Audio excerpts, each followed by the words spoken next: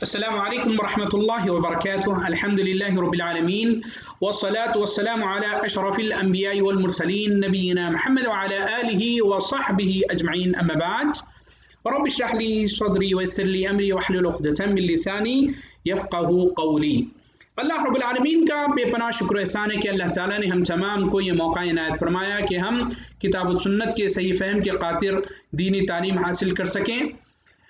بدیہ Islamic centre کی جانب سے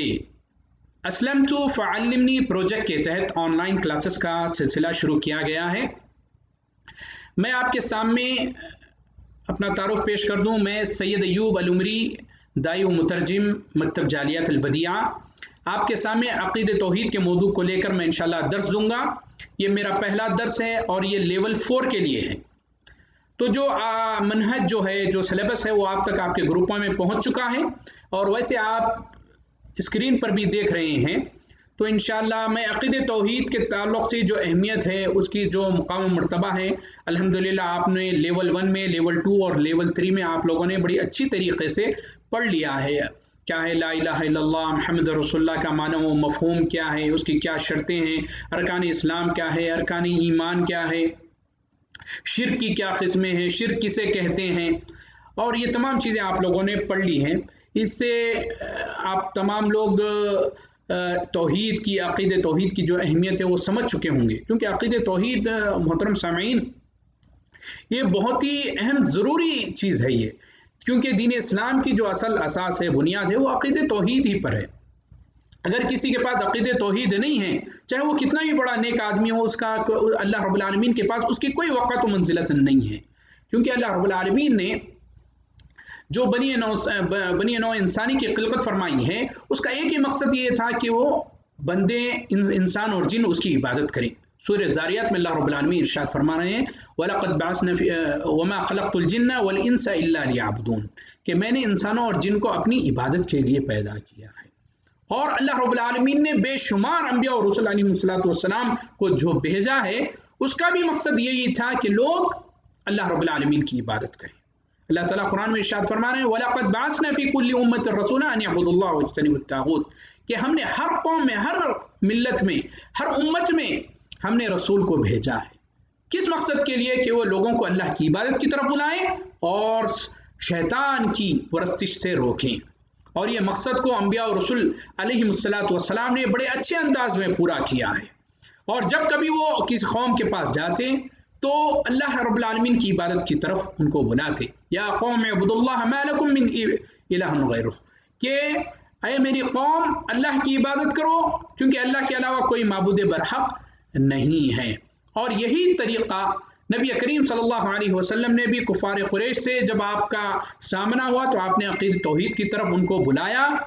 اور صحابہ کرام رضوان اللہ تعالی علیہم اجمعین کو جب کبھی آپ دوسرے قوموں کی طرف بھیجتے تو یہی کہتے کہ سب سے پہلے جا کر انہیں توحید کی دعوت دیں۔ یہی طریقہ کار جو صحابہ نے اپنایا، سلف صالحین نے، تابعین نے، تبع تابعین نے، محدثین نے، ائمہ نے، علماء حق کا یہی طریقہ کار رہا ہے کہ وہ جب کبھی کسی قوم سے مخاطب ہوتے تو سب سے پہلے عقید توحید کی طرف بلاتے۔ تو یہ چند باتیں تھیں جس سے عقید توحید کی اہمیت آپ کے سامنے واضح ہو چکی ہوگی کہ کتنا اہم یہ چیز ہے۔ اس کے بغیر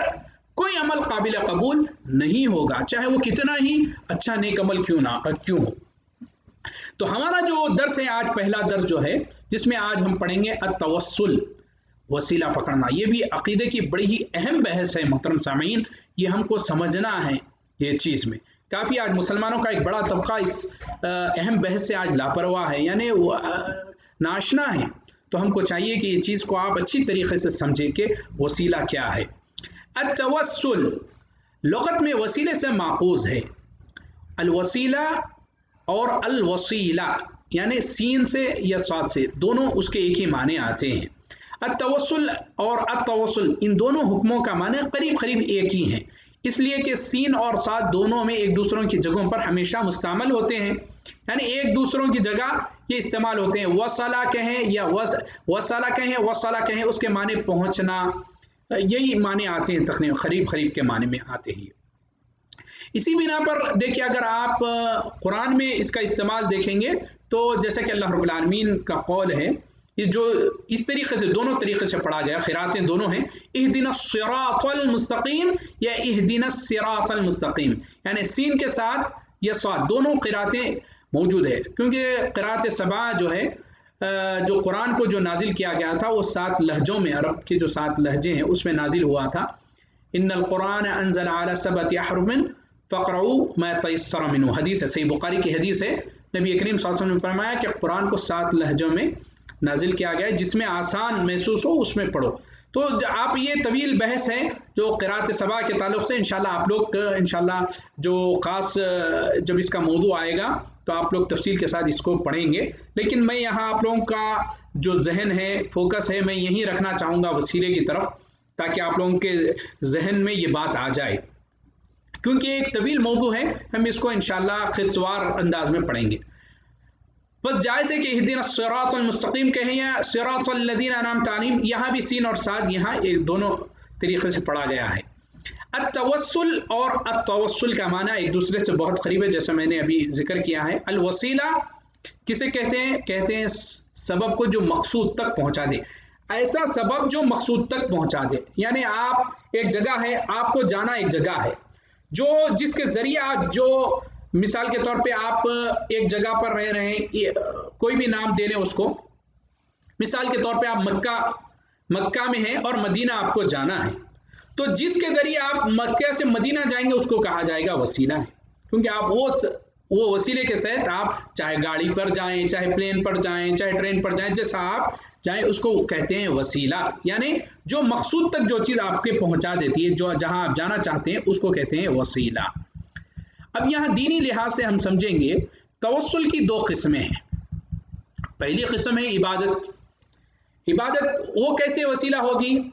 جس کا مطلب یہ ہے کہ اس سے اللہ رب العالمین کی رضا اور خوشی حاصل ہوتی ہے، عبادت کرنے سے اللہ تعالیٰ راضی ہوتا ہے اور اللہ تعالیٰ خوش ہوتا ہے، اور جس سے اللہ تعالیٰ راضی اور خوش ہوتا ہے اس کو جنت عطا کرتا ہے، اس سے جنت نصیب ہوتی ہے۔ اسی وجہ سے ہم کہتے ہیں تمام عبادتیں جو نیک عبادتیں ہوتی ہیں وہ ہم کو جہنم سے نجات دیتی ہے اور جنت میں داخلے کا وسیلہ بنتی ہیں۔ اگر ہم عبادتیں جو کرتے ہیں، اللہ تعالیٰ نے ہم کو عبادت کرنے کے لیے پیدا کیا ہے، جو عبادتیں ہم کرتے ہیں، اللہ رب العالمین کا وعدہ ہے جو میرے بتائے ہوئے طریقے کے مطابق دنیا میں زندگی گزارے گا اس کے لیے ایسی جنتیں ہیں جس کا اللہ رب العالمین نے وعدہ کیا ہے، بے شمار نعمتوں والی جنتیں۔ تو یہ جو ہماری عبادتیں ہیں نا، وہ ایک وسیلہ ہے۔ حالانکہ جنت میں جو شخص بھی جائے گا وہ اللہ کی رحمت کے تحت جائے گا، لیکن اللہ تعالیٰ کا حکم ہے یہ، اگر حکم بجا لائیں گے تو اللہ تعالیٰ ہم کو جنت میں کا حقدار بنائے گا، لیکن جنت میں اللہ کی رحمت کے ساتھ ہی سب لوگ جائیں گے۔ اگر کوئی نہیں کرتا ہے، برا عمل کرتا ہے، برائیاں کرتے رہتا ہے، تو یہ برائیاں اس کو جہنم میں لے جانے کا وسیلہ بنے گی، یہ بتانے کا مقصد ہے۔ یہ پہلی چیز کیا ہے؟ پہلی قسم کیا ہے؟ عبادت ہے۔ دوسری قسم جو ہے وسیلے سے، یعنی جیسے دعا کی قبولیت کے لیے وسیلہ اپنایا جائے۔ یہاں دیکھیے شریعت میں ہم کو بڑے واضح انداز میں وسیلے کے تعلق سے چند ہدایتیں دی ہیں، ہم کو وہی طریقے، وہی اسلوب کو اپناتے ہوئے ہم کو وہ کیا ہے عبادت کے میدان میں آگے بڑھنا ہے، دینی میدان میں۔ یہاں جو بتایا گیا وسیلہ کن چیزوں کا لیا جا سکتا ہے، کن چیزوں کا پکڑا جا سکتا ہے، اس میں پہلی چیز ہے اللہ تعالیٰ کی طرف سے اس کے ناموں کا وسیلہ پکڑا جائے، خواہ بشکل عام اللہ تعالیٰ کے تمام ناموں کا وسیلہ اپنایا جائے یا ان اسماء حسنہ میں سے کسی خاص نام کا وسیلہ پکڑا جائے۔ یہ ثابت ہے نبی کریم صلی اللہ علیہ وسلم سے۔ میں آپ کو ابھی پہلی مثال جو ہے، یعنی اس بات پہ کہ بشکل عام کیا ہے، تمام اللہ تعالیٰ کے اسماء حسنہ کا اجمالا اللہ تعالیٰ کی جانب سے وسیلہ اور تقرب پکڑا جائے۔ اس پر دلیل ہے کہ عبداللہ ابن مسعود رضی اللہ تعالیٰ عنہ سے وارد ہے کہ ایک مشہور حدیث جو ہے جس کی فضیلت میں نبی کریم صلی اللہ علیہ وسلم نے فرمایا، اگر کوئی شخص کوئی پریشانی میں ہو اور وہ اس دعا کو پڑھ کر اس دعا کو پڑھے گا تو یقیناً اللہ تعالیٰ اس کے اس غم کو یقین کامل کے ساتھ پڑھے گا تو اللہ تعالیٰ اس کے اس پریشانی کو دور فرما دے گا۔ بہت ہی عظیم دعا ہے میرے بھائی، اس کو یاد کریے اور پڑھتے رہیے۔ کیا ہے وہ دعا؟ اللہم انی عبدک وابن عبدک وابن عمتک ناصیتی بیدک ماض فی حکمک عدل فی قضاؤک اسألک بکل اسم ہوا لک سمیت به نفسک او انزلته احدا من خلقك او انزلته في كتابك او استأثرت به في علم الغيب عندك ان تجعل القرآن ربيع قلبي ونور صدري وجلاء حزني وذهاب همي وغمي. اس کا ترجمہ دیکھیے کیا ہے کہ اے اللہ میں تیرا بندہ ہوں اور میں تیرا بندہ ہوں اور تیرے بندے کا بیٹا ہوں اور تیری باندی کا بیٹا ہوں. میری پیشانی تیرے ہاتھ میں ہے، میرے بارے میں تیرا حکم چلتا ہے، میرے بارے میں تیرا فیصلہ حق ہے. اے اللہ میں تجھ سے سوال کرتا ہوں ہر اس نام کا واسطہ دے کر جو تیرے لیے ہے، جسے تو نے اپنے آپ کو نامزد کیا ہے، یعنی اللہ تعالیٰ نے خود اپنا نام رکھا ہے، یا تو نے اسے اپنی کتاب میں نازل کیا ہے جو اللہ رب العالمین کے اسما ہے، یا اپنی مخلوق میں سے کسی کو اس سے مطلع کیا ہے. یہاں دیکھیں دعا جو کی جا رہی ہے اللہ کے اسماء حسنہ سے اجمالاً کے ساتھ، یہاں اللہ تعالیٰ کے اسماء کا ذکر نہیں ہے، لیکن کہ اللہ ہم تیرے تمام اسماء کے ذریعے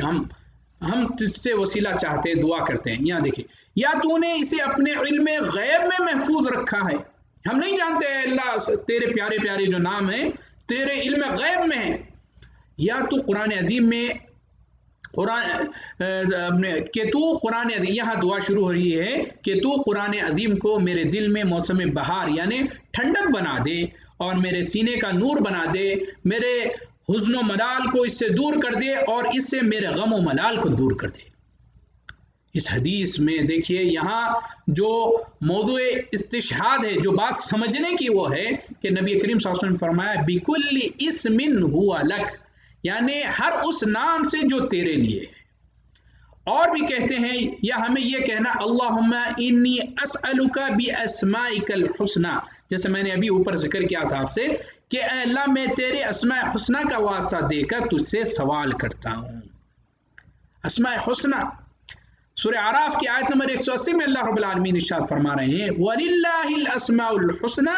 فَادْعُوهُ بِهَا، اور اچھے نام اللہ ہی کے لیے ہیں، سو ان ناموں سے اللہ رب العالمین ہی کو موسوم کیا کرو، اچھے نام سے پکارا کرو. یا فَادْعُوهُ بِهَا، یا ہم کو حکم دیا جا رہا ہے کہ اللہ کے اسماء حسنہ سے مانگا کرو، اللہ تعالیٰ ضرور اس کو قبول فرمائے گا. دوسری مثال اللہ تعالیٰ کا خاص نام کا وسیلہ پکڑنا، جیسے یہاں تو اوپر جو گزری ہے مثال وہ عام ہے، ہم اللہ تعالیٰ کے اسماء نہیں لیے بلکہ ہم اجمالاً ذکر کیے ہیں اے اللہ تیرے تمام اسماء حسنہ کے ذریعے مانگ، یا ہم اللہ کے نام لے رہے ہیں، اللہ کی صفات کو ذکر کر رہے ہیں. جس طرح کہیں یا غفور اغفر لی، غفور اللہ کا نام ہے نا، ہاں بخشنے والا ہے. یا رحیم یہ صفت ہے اللہ رب العالمین کی، یا رحیم ارحمنی کہ اے رحیم مجھ پر رحم فرما. یا دعا دوسری ہے عفو، اللہ تعالیٰ کی یہ صفت ہے بخشنے والی، اللہم انکا عفو تحب العفو فاعف عنی. یہاں دیکھیے اللہ رب العالمین کے اسماء کا ذکر کر کے ہم اللہ رب العالمین سے دعائیں مانگ رہے ہیں، بخشش کر دے اے اللہ، بخش دے اے اللہ، رحم فرما اے اللہ، معاف کر دے مجھے. یہ دیکھیے یہ تمام چیزیں کیا ہے، یہ اللہ رب العالمین کے نام کا وسیلہ لے کر ہم اللہ کے نام کو ذکر کرتے ہوئے ہم اپنی مراد کو پیش کر رہے ہیں. یہ توسل نام کے ساتھ لیکن یہ خاص ہے اور جائز ہے نا، یہ جائز ہے، اس طریقے کا توسل کرنا جائز ہے. دوسری کیا ہے، اللہ تعالیٰ کی صفات سے اللہ تعالیٰ کی طرف وسیلہ پکڑا جائے. یہاں اللہ رب العالمین کے اسماء کا ذکر ہوا، ناموں کا، یہاں صفات کا ذکر کیا جا رہا ہے. خواہ ان جملہ صفات الہی سے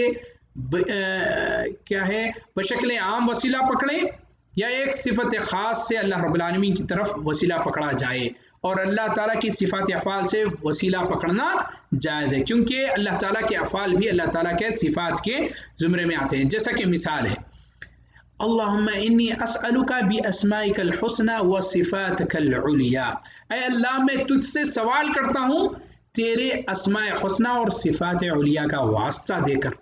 اللہ تعالیٰ کے جتنے اسماء ہیں اور جتنے صفات علیاء ہے اس کا واسطہ دے کر ہم اپنی مراد کو پیش کر رہے ہیں، یہ بھی جائز ہے. تو اس طرح کا توسل یعنی وسیلہ پکڑنا صحیح ہے اور جائز ہے. اللہ تعالیٰ کے جملہ صفات سے بشکل عام وسیلہ پکڑنا صحیح ہے اور کسی خاص صفت کا بھی وسیلہ پکڑنا صحیح ہے. عام صفات سے وسیلہ پکڑنے کی مثال ابھی آپ اوپر دیکھ لیے ہیں. صفات خاص، کوئی خاص صفت کی اگر ہم ذکر کریں جو خاص ذکر، جیسا کہ اعوذ بعزت اللہ، یہ اللہ کی عزت کی پناہ ہے نا، یہاں صفت اللہ کی ذکر کی جا رہی ہے، اعوذ بعزت اللہ وقدرتہ، اللہ تعالیٰ کی قدرت کو صفت جو ہے بیان کی جا رہی ہے، اعوذ بعزت اللہ وقدرتہ من شر ما اجد حاضر، میں اللہ کی عزت اور اس کی قدرت کی پناہ چاہتا ہوں اس شر سے جس کو میں پا رہا ہوں اور جس سے میں ڈر محسوس کر رہا ہوں۔ تو یہاں اللہ تعالیٰ کی صفات میں عزت اور قدرت کا وسیلہ پکڑا گیا ہے، یہ بھی ثابت ہے، نبی کریم صلی اللہ علیہ وسلم نے اس کی بھی بڑی فضیلت بیان کرے ہیں، اعوذ بعزت اللہ وقدرتہ من شر ما اجد وحاذر، یا آپ کہیں بھی آپ کو درد محسوس ہو رہا ہے، کوئی بیمار ہے تو یہ پڑھ لیں، انشاءاللہ اللہ تعالیٰ اپنے فضل و کرم سے انشاءاللہ اس کی اس تکلیف کو دور فرما دیں گے۔ تیسری چیز ہے اللہ تعالیٰ کے افعال سے وسیلہ پکڑنا، اللہ تعالیٰ کے جو کام ہیں نا، اللہ تعالیٰ کے مثال کے طور پہ یہاں دیکھیے، اللہم صلی علی محمد وعلی آل محمد کما صلیت علی ابراہیم وعلی آل ابراہیم، یہاں دیکھیے اللہ تعالیٰ کے افعال کا وسیلہ لیا گیا ہے، اے اللہ رحمت نازل فرما، رحمت کا نازل کرنے والا کون ہے؟ اللہ ہے، اور رحمت نازل کرنا یہ کام ہے، ایک فعل ہے، یہ فعل ہے، تو یہ فعل ہے، تو اللہ رب العالمین کے اس فعل سے وسیلہ پکڑنا بھی یہ چیز جائز ہے۔ اے اللہ رحمت نازل فرما محمد صلی اللہ علیہ وسلم پر جس طرح تو نے رحمت نازل فرمائی ہے ابراہیم علیہ السلام اور آل ابراہیم پر۔ تو یہاں پر سوال کر رہے ہیں کہ اللہ تعالیٰ سے جس نے احسان کیا ہے اپنی رحمت کے نزول سے سیدنا ابراہیم علیہ السلام پر اور آپ صلی اللہ علیہ وسلم کی اولاد اور آل پر، اسی طریقے سے اپنی رحمت کا نزول فرما اور احسان فرما سیدنا محمد صلی اللہ علیہ وسلم پر اور آپ صلی اللہ علیہ وسلم کی آل اولاد پر۔ محترم سامعین، میں یہاں اپنے سبق کو روکتا ہوں اور اللہ تعالیٰ سے دعا کرتا ہوں کہ اللہ تعالیٰ ہم تمام کو کتاب و سنت کا صحیح فہم عطا فرمائے اور اس پر عمل کرنا ہمارے لیے آسان بنا دے۔ یہ مختصر یہ چیزیں تھیں، انشاءاللہ اس کو آگے بھی انشاءاللہ یہ سبق کو کنٹینیو کیا جائے گا۔ والسلام علیکم ورحمۃ اللہ وبرکاتہ۔